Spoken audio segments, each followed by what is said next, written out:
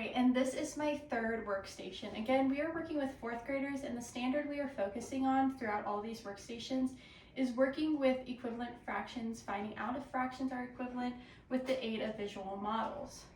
So for this workstation, when students arrive, they'll already have their supplies with them that they've been bringing to every station.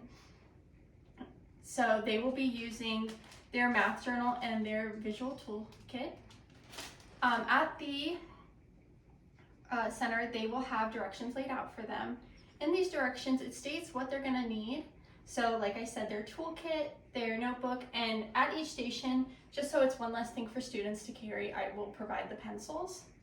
And in the directions, it states that these worksheets I have for them, I want them to not write on them. That's actually why I would put them in these plastic covers, just to show students that these are not ones we take, these are ones that remain at the station unwritten on. But they will take these worksheets, and in their math journal, they will flip to a new page, write workstation number 3, and they will solve these problems. I want them to use all their tools, which is also stated in the directions.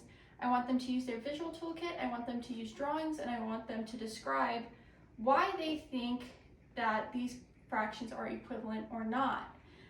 The worksheet that they are given actually contains 10 questions, and some fractions are equivalent and some fractions are not. It is up to the student and the tools that they have to prove whether it is or not. And then after that, provide reasoning why they think that answer is correct.